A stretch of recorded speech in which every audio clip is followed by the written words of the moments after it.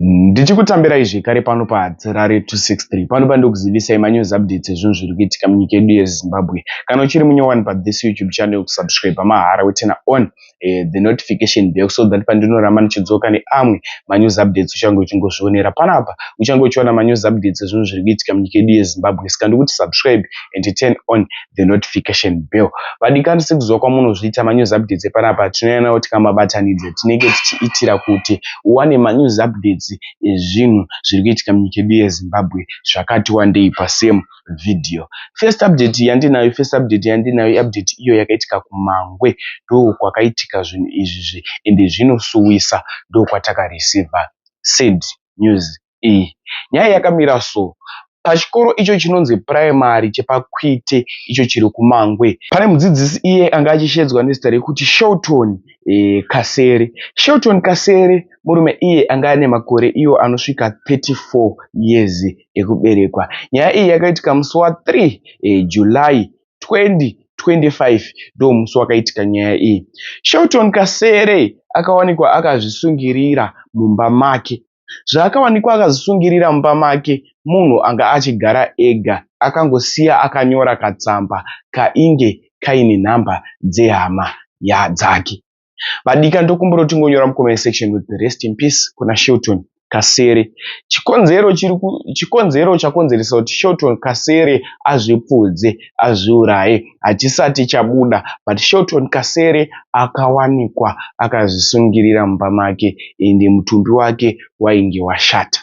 Ndokumbura kuti zvadofuka comment section nekunyora mucomment section with the rest in peace. Zvinorwadza, zvinosirisa. Shelton Kasere, zorora murugare.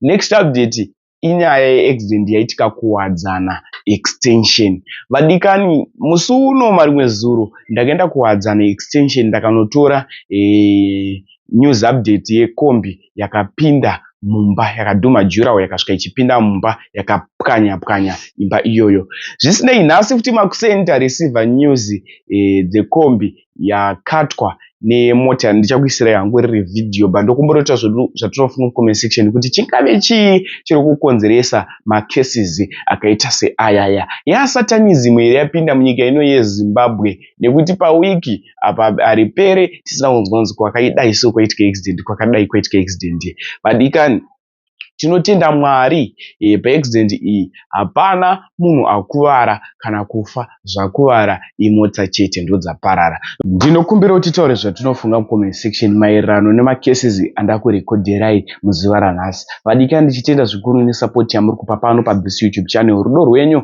rwakatikoshera nguva nenguva. Ini saHadzirare ndafunga kusiyirai video muchiona, asi tosangana zvekare nguva inotevera. Much love. Mambazi ikombi yakatwa yarowa zvipa pakuwadzana extension apo pakona yakatwa neToyota Hilux yacho iri pamberi apa, haina kukwara, zvaingovhunika zvayo paside muchana. Mpichana chete kombi ndo ya friend pamba.